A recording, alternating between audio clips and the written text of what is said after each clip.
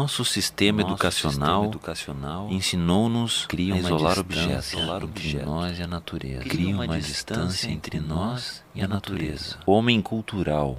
Homem biológico. Notas para um Emílio contemporâneo é um texto de Edgar Morin publicado em 2001. Emílio e a natureza. Emílio? O que será que ele quis dizer com Emílio? Ainda por cima, um Emílio contemporâneo. Esse Emílio citado no título do texto de Edgar Morin é o Emílio original, personagem de um livro de Jean-Jacques Rousseau chamado Emílio ou Da Educação, e escrito em 1762. Obrigado, viu? O Emílio, então, é um protótipo, uma metáfora dos programas de educação que poderiam treinar a criança e o adolescente numa vida, preparar para a vida democrática, para a vida da sociedade civil. Eu acho que é por isso que em momentos da obra do Edgar Morin, muitas vezes aparece a figura do Rousseau. Que o Rousseau dizia, o homem tem que ser dissolvido na natureza. E a natureza nas propriedades físico-químicas. Não há essa separação entre o natural e o cultural. O romance do Rousseau, ou melhor, esse ensaio pedagógico, como se costuma dizer, ele é um pouco nessa direção. O preceptor teria a função de ensinar ao Emílio esse tipo de preparação, quer dizer, uma educação mais voltada para o entendimento mais integral do homem. Edgar Carvalho dá uma dica para entender um ponto importante do pensamento de Rousseau.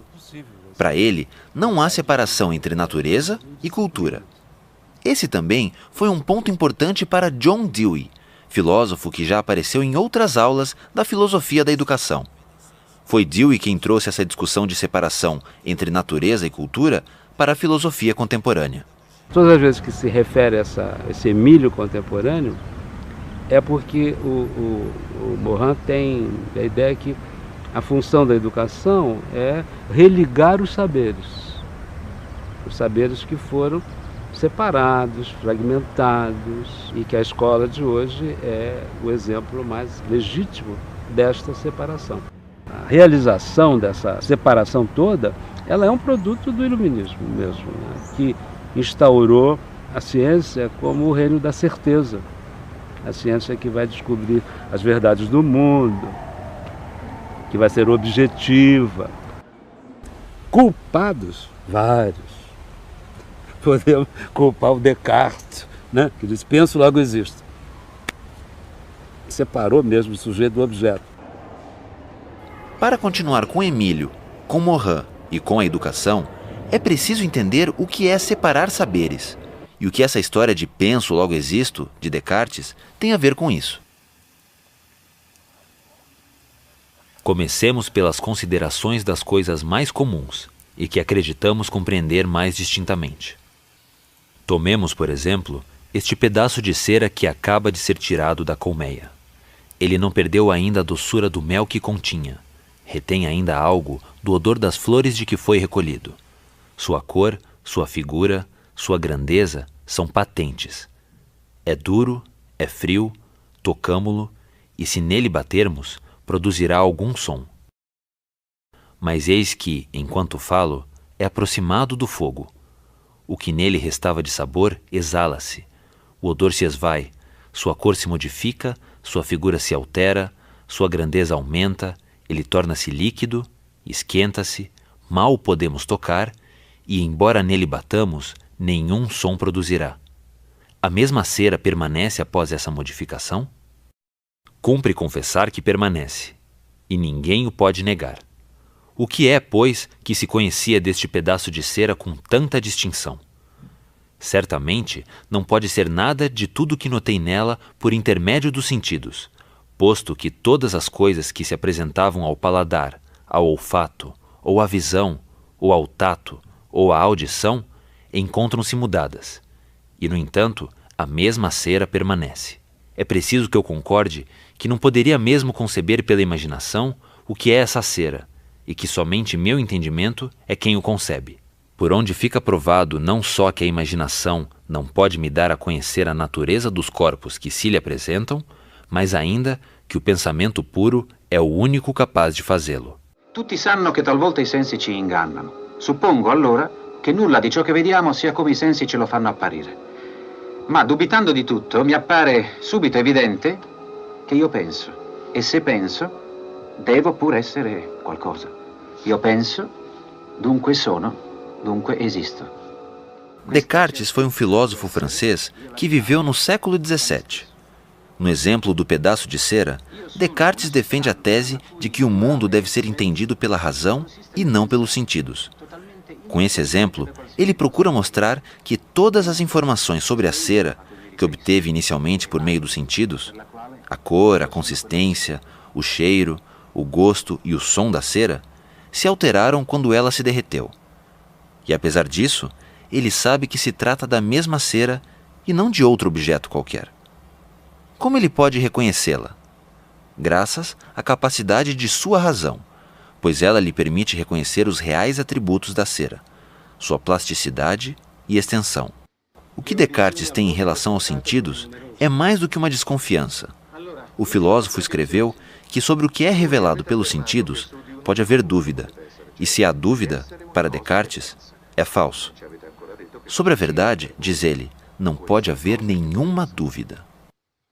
Descartes é um filósofo racionalista, valoriza a razão. Eu penso, eu existo. E talvez Rousseau pense, eu sinto a existência. Portanto, a sensibilidade vem antes. Então, em todas as questões, Rousseau é uma espécie de Descartes invertido. Não é o primado da razão sobre a sensibilidade, mas da sensibilidade sobre a razão. Rousseau é um filósofo do período da chamada do iluminismo francês, né?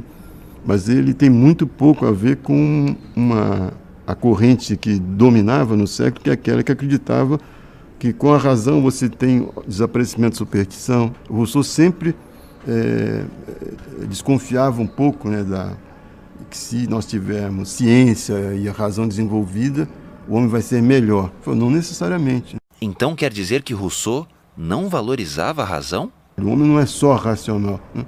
O homem é movido pelas paixões, pela imaginação, sobretudo, né? E a razão coordena um pouco tudo isso. No caso de Rousseau, a grande novidade está exatamente aí. Então você, em vez de, no caso da criança, formar pequenos adultos, né, você vai desenvolver a sensibilidade, né, e não a razão. Então Rousseau, de certa maneira, inverte, né, essa tradição.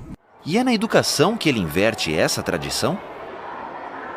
A educação proposta por Rousseau é uma educação da sensibilidade. Não se trata de uma pedagogia idealizada ou utópica. Não, é uma pedagogia que tem como objetivo formar o homem. Rousseau não tem como objetivo formar o cidadão de determinado país, não, formar o homem, formar o ser humano. Agora, o que significa formar o homem? Significa dotar o educando de todo do potencial e capacidade para enfrentar qualquer situação adversa. A importância do Rousseau foi decisiva para todas as pedagogias modernas, né, centradas na sensibilidade e numa educação para a autonomia. Tiveram mais ou menos a sua origem no Emílio, né? Mas é interessante que o Emílio, como é um texto muito denso, né, ele foi sempre um texto que os pedagogos não gostavam muito, né? Porque é um texto pesado, né? E com frequência as pessoas já pedem que haja algo prático de aplicação. Isso é muito complicado, como se trata dos princípios da educação, não é um modelo, uma panaceia para situações concretas. O professor, diante de situações práticas, ele tem que aplicar princípios de uma educação que tenha como objetivo principal o educando e na sua formação para a autonomia, para a liberdade, para que ele possa organizar bem o seu mundo, independentemente daquilo que ele recebe da sociedade.